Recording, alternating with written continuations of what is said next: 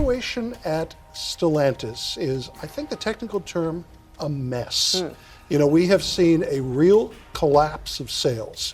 Their global earnings, which are heavily dependent on North America, were down about 48% for the first half. Dodge, Jeep, Ram, and Chrysler are under serious pressure right now. Seriously, it might even be the end. But that is not all. The challenges they're facing have sparked big worries about what lies ahead for the entire industry. Sure, these are Stellantis brands which have been struggling from internal conflict too, and they are known for making what seems like all the wrong decisions. But this is bigger than just simple mistakes. So what's going on? You see, what's happening to Stellantis is part of a larger trend in the market, and we, the customers, are the ones that are going to pay for it. The worst part? It might be too late to save this situation, because this thing has been going since the pandemic. Overall, new car sales are still lagging behind pre-pandemic levels. That's right. Even as the world bounces back, the automotive sector hasn't completely recovered its momentum, and Stellantis is feeling the pinch more than most. Why is this such a big deal? Well, the figures are sobering. Sales for Stellantis brands have plummeted, and I mean dramatically. In just the last 5 years, Jeep, Dodge, and Chrysler have experienced a jaw-dropping 39% drop in sales. And if you think that's bad, wait until you hear about Dodge's performance. Their sales have nosedived by a whopping 67% since hitting their peak back in 2013. Jeep isn't faring much better either. It's down 44% from its heyday in 2018, selling only 642,924 vehicles in 2023. Can you believe that? That's the lowest number they've seen in over a decade. It's hard to ignore the ramifications of these sales struggles. Dealerships are feeling the pressure as consumers turn their attention toward more appealing options.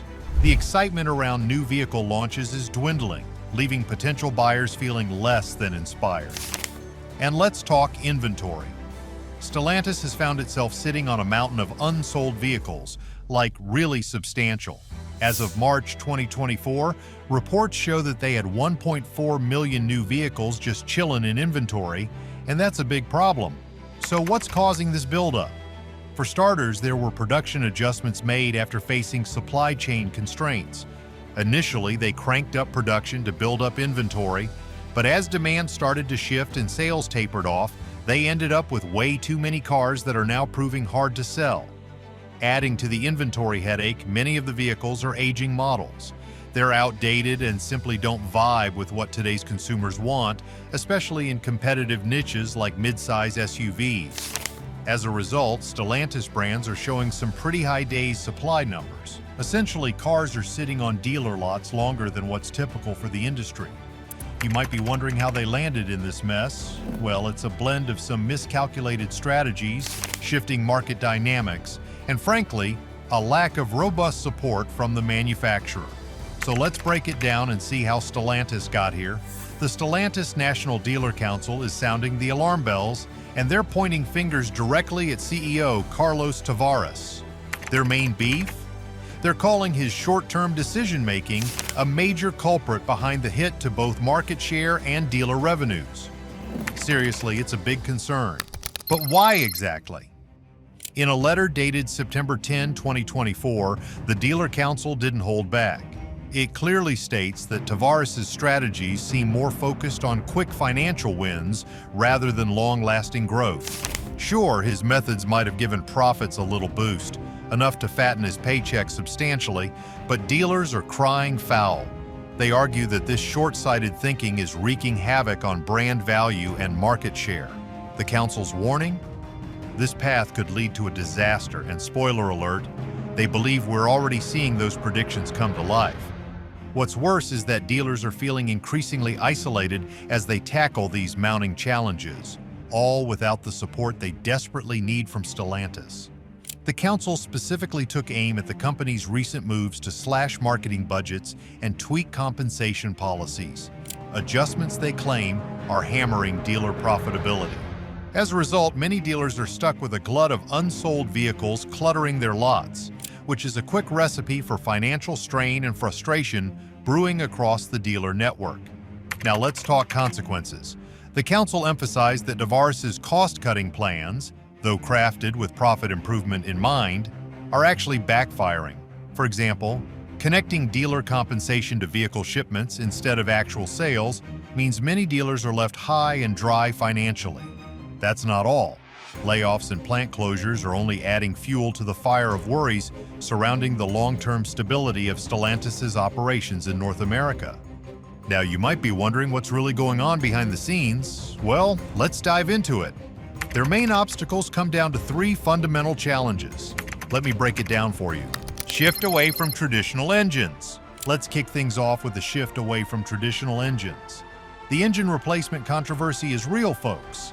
Stellantis has thrown a curveball by introducing the Hurricane twin-turbo inline-six engine, which is stepping in to replace the beloved traditional V8 engines in several models. This new engine is touted to deliver better fuel economy and lower emissions while striving to keep power levels on par with those weights. Sounds good, right? But hold your horses. It's drawn some major criticism from both dealers and consumers alike. Let's talk about consumer preferences. Longtime fans of Dodge and Ram, those who've loved the power and performance of their V8 engines, are feeling skeptical about this switch to turbocharged six-cylinder engines. There's a lingering worry that these changes might just dampen the driving experience that dedicated customers have come to expect from these iconic brands. After all, when you think Dodge or Ram, you think of muscle and power. Then we have the market reception. The new Hurricane engine isn't just a random update. It's part of Stellantis' broader plan to boost fuel efficiency and slash carbon emissions under their initiative. But here's the catch. Acceptance of this shift among consumers is still a question mark, especially in a market that holds traditional engine performance dear. Will people embrace the new tech, or will they cling to the nostalgia of roaring V8s? And now we get into the performance versus efficiency debate. The Hurricane engine is designed to strike a balance. It features two low-inertia turbochargers for quick throttle response and advanced fuel injection systems for maximum efficiency. But wait, despite these snazzy advancements, there are critics out there who argue that this transition could alienate a segment of buyers who are all about that traditional V8 experience. This disconnect really hit sales hard as potential buyers compared their options against competitors still offering those robust, powerful V8s. Ineffective incentive strategies. Stellantis is falling behind the competition when it comes to adjusting its incentive spending, and that's a big deal. While other automakers are out there ramping up their discounts and financing deals to get those sales moving, Stellantis has been sticking to limited promotional efforts. This has put their dealers at a serious disadvantage, leaving them feeling a bit stranded in a tough market. Now let's talk about the pressure on those dealers. They're really feeling the heat. Financial strain is mounting as they grapple with unsellable inventory that's stacking up high. Combined with a lack of solid support from the manufacturer, it's a perfect storm of challenges. Many dealers are reporting that the costs associated with holding all that unsold stock are overwhelming, threatening to lead them into some pretty significant losses. Imagine the stress of watching your inventory just sit there collecting dust. On top of that, there's a growing chorus calling for increased support from Stellantis. The National Dealer Council isn't pulling any punches here. They're urging Stellantis to step up its incentive programs. Why? To help clear out that excess inventory and give dealers a fighting chance in this challenging landscape. If Stellantis doesn't rev up its incentive offerings, dealers are worried that unsold vehicles will continue to pile up and their profitability could take another hit. It's a precarious situation, and it's clear that something has to change to help these dealers get back on solid ground. Rising prices amid low sales. Rising prices amid low sales. What does that really mean for Stellantis? Let's dive into the nitty-gritty. With sales figures sliding down the slippery slope, particularly for Jeep, which saw a 9% drop, and Ram facing a staggering 20% decline, the company has decided to up vehicle prices. The idea behind this move? Keep those profit margins intact, even as demand shrinks. But hold on, because this strategy might be backfiring in a big way. So what's the fallout? Affordability concerns are hitting hard. Higher prices are scaring away potential buyers, especially in today's market where people are tightening their wallets. Thanks to rising interest rates and a cloud of economic uncertainty, consumers are becoming picky about where they spend their hard-earned cash. Who wants to shell out more for a car that might not live up to its promises for performance or features? Now, let's take a closer look at the inventory challenges thrown into the mix. The combination of these rising prices and those pesky low sales numbers has resulted in a massive inventory buildup. As of March 2024, Stellantis reported a jaw-dropping 1.4 million vehicles sitting pretty in inventory. And that's a whole lot more than what's typically expected in the industry. This excess inventory complicates things even further, as dealers are now battling to sell vehicles that not only risk becoming outdated, but are also tagged with prices that many shoppers are simply unwilling to pay. Think about it. Dealers are left holding the bag, struggling to move cars off the lot that just aren't aligning with what buyers want right now. With prices going up and sales tanking, it's a recipe for disaster that no one wants to see. So, can Stellantis pivot quickly enough to regain traction, or are they steering themselves into a bigger mess? What's your take on this pricing strategy? Now let me tell you about each of these cars. Let's dissect them together. Chrysler. Chrysler is navigating some choppy waters right now, with a significant decline that stems from a seriously limited vehicle portfolio and mounting challenges in staying competitive in the ever-evolving automotive market. Can you believe that the brand's lineup has shrunk down to just two models, the Chrysler 300 sedan and the Pacifica minivan? This alarming trend raised some major red flags about the future viability of Chrysler. First off, let's talk about that limited vehicle lineup. The current selection from Chrysler is downright alarming, consisting solely of the 300 and Pacifica. I mean, seriously, that lack of diversity doesn't just limit consumer choice. It also puts Chrysler at a severe disadvantage against rivals who are flaunting a much broader range of vehicles. We're talking about the increasingly popular SUVs and crossovers that seem to be taking over the market. The automotive landscape has shifted dramatically, and now traditional sedans like the Chrysler 300 are struggling to remain relevant. Sure, the Pacifica is still holding its own in the minivan segment, but the sales numbers just don't cut it to keep the entire brand afloat on its own. Now let's unpack the pricing situation because it's becoming a talking point among consumers. Chrysler's remaining models are starting to feel a little overpriced compared to competitors. Take the Pacifica, for instance. While it's well regarded for its family-friendly design and features, many folks are looking at alternatives like the Honda Odyssey and Toyota Sienna, which are often seen as more reasonably priced.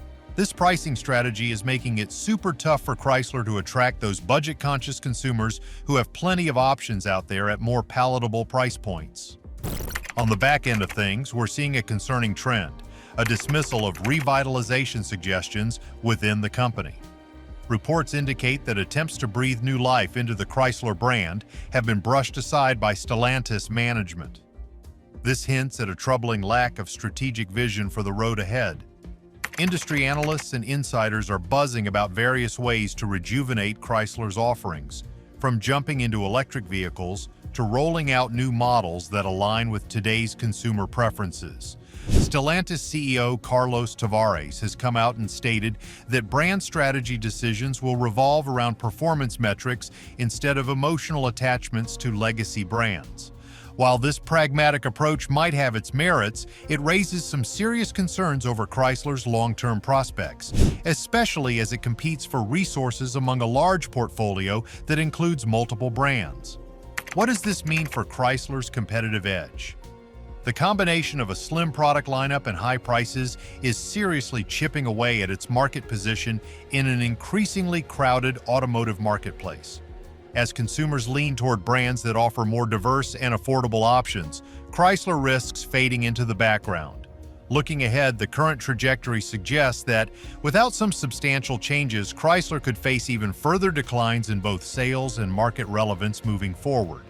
Analysts are speculating that if Stellantis continues to neglect Chrysler's potential for revitalization, we might see this brand becoming a candidate for discontinuation altogether. Ram trucks. The pricing and model offerings for Ram trucks have become a real conundrum for consumers, especially with the discontinuation of popular models and the rising prices tied to more advanced technological options. Let's unravel this current situation regarding Ram truck pricing and what it means for buyers in today's market. Starting off with the discontinuation of models, the Ram 1500 Classic has been pulled from the lineup, and that's a game changer. This truck was the go-to entry-level option for many shoppers looking for a reliable pickup without breaking the bank. Now, with this model gone, buyers are greeted with a higher starting price for the base 2025 Ram 1500, which kicks off at $42,270. That's a jump from the $40,700 price tag of the Classic. This shift has effectively taken away a budget-friendly option for those eager to drive off in a new Ram. Now let's address the impact on affordability. The absence of the Ram 1500 Classic has sparked serious concerns about overall affordability in the Ram lineup. With those new higher starting prices for models combined with the lack of lower-cost alternatives, budget-conscious consumers are left feeling squeezed. As a result, many potential buyers might find themselves exploring competitor brands that offer more wallet-friendly entry-level models. It's like a domino effect that could turn them away from Ram altogether.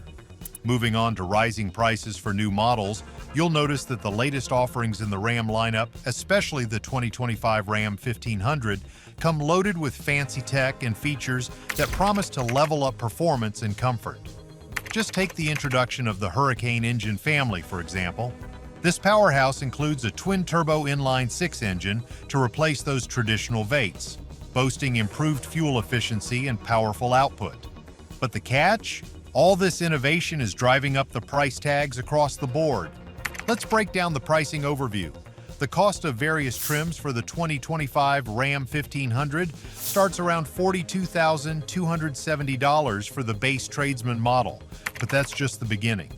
High-end trims, like the luxurious tungsten model, can soar to about $89,070. And then there's the Ram 1500 TRX, the ultimate performance machine, starting at an eye-watering $98,335. That's a lot of cash for a truck. Now, how are consumers reacting to all these changes? As prices rise alongside declining sales, evidenced by a troubling 20% drop in Ram sales, buyers are definitely feeling the financial pressure. Many are now hesitant to plunk down their money on higher-priced vehicles, particularly with economic uncertainties looming over their heads, like inflation and rising interest rates. This hesitation can significantly dent purchasing decisions, leading prospective buyers to either delay their purchases or scout for alternatives that may deliver better value. Now, let's throw some market competition into the mix. While Ram is hiking up its prices, competitors like Ford and Chevrolet are still playing the game smartly, offering their models at enticingly competitive starting prices. For instance, you can snag a Ford F-150 starting at just $38,960. With price tags like that waving in the wind, it's no wonder buyers might be swayed to check out these alternatives instead of sticking with Ram. So, what does this all mean for Ram's pricing strategy? Well, with their vehicles becoming pricier and fewer affordable options available, they might inadvertently be nudging potential buyers right out the door. This scenario is turning into a numbers game, and losing out on sales can seriously shake up how Ram positions itself in this fiercely competitive market. Jeep Wrangler. These rising prices, combined with the growing availability of used Jeep Wranglers, are starting to put Jeep's competitive edge in the market at risk. Let's dig deeper into this evolving landscape. We've got some jaw-dropping price hikes to talk about. In recent months, the cost of new Jeep Wranglers has surged dramatically. Take the 2024 Jeep Wrangler Rubicon, for example. Prices for this beast can soar over $85,000. Some configurations, when you start adding in all those sweet features and upgrades, are nudging close to an eye-watering $100,000. So what's driving these skyrocketing costs? Well, there are a couple of main factors at play here.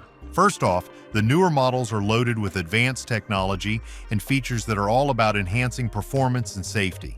Sure, these upgrades make for a better driving experience, but they also jack up the price quite a bit. Then there are the market dynamics to consider. The automotive landscape has been dealing with overall price increases due to inflation and ongoing supply chain issues that are affecting production costs. As manufacturers adjust to these economic pressures, it's consumers who ultimately feel the pinch through higher vehicle prices. Now, how are potential buyers reacting to all these significant price increases? Well, it turns out that many are starting to question whether shelling out for a brand new Wrangler is a justified investment at these elevated prices, especially when they can look across the market and find similar alternatives from competitors that are more budget-friendly. Switching gears, let's talk about the growing appeal of used Jeep Wranglers as cost-effective alternatives. With new Jeep prices spiraling upward, many savvy consumers are exploring the used market as a more attractive option. Prices for used Jeep Wranglers can run the gamut. Some older models can be snagged for as low as $3,999, while nearly new versions like the 2021 Wrangler Unlimited Rubicon 392 can go for around $63,494. This wide range enables buyers to find something that fits their budget while still getting that classic Jeep experience. One huge selling point for used Wranglers is their exceptional value retention. Wranglers are known for holding their value well over time, which makes these pre-owned models a fantastic option for those who want a dependable vehicle without the hefty price tag associated with new ones. Plus, the used market is bursting with a variety of trims and configurations, allowing consumers to pick and choose exactly what features matter most to them, be it off-road capabilities or everyday usability. Let's not forget the critical financial considerations. Choosing a used Jeep Wrangler can dramatically lighten the financial load for buyers. As the prices for new models climb higher, many consumers find that opting for a used vehicle allows them to enjoy similar features and performance without stretching their budgets too thin. Now, what's the impact of all this on Jeep's competitive edge? Well, those rising prices are starting to affect Jeep's position in the automotive marketplace.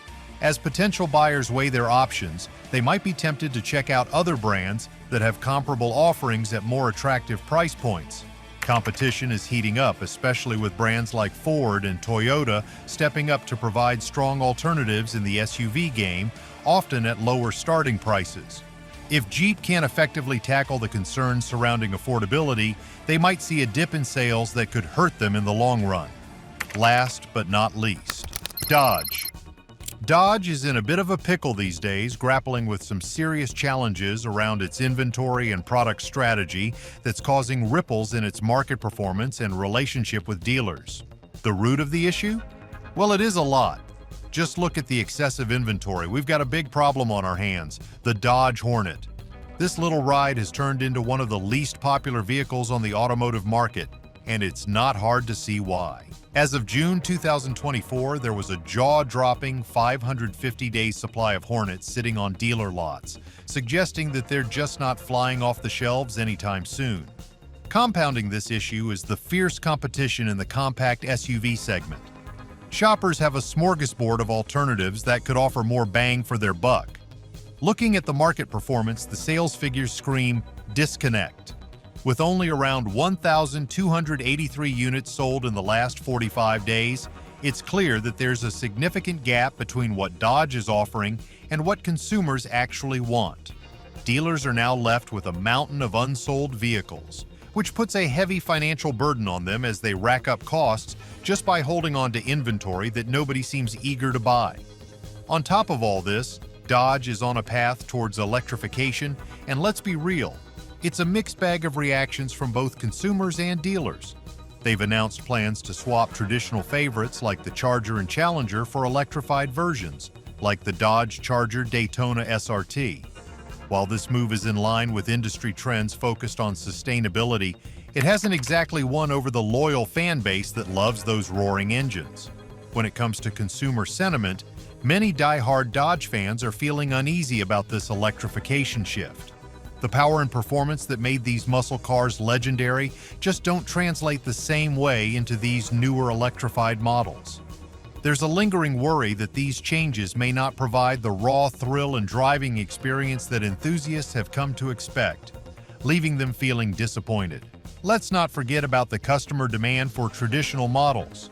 Despite the clear appetite for classic muscle cars, it feels like Dodge's current strategy is completely overlooking this segment. They've discontinued iconic favorites without offering proper replacements, leaving many loyal customers feeling tossed aside like forgotten toys. Dealers are voicing their concerns loud and clear regarding Dodge's product strategy. They're feeling the pinch, unable to meet customer needs due to a lack of desirable inventory. This disconnect is leading to declining sales and growing dissatisfaction among dealers who feel like they're juggling a losing game with corporate strategies that just don't resonate with what's happening in the real world of sales and consumer preferences. But what's your thoughts on this? What do you think about the current state of these iconic brands? Let's know in the comments. Thanks for watching. I will see you on the next video.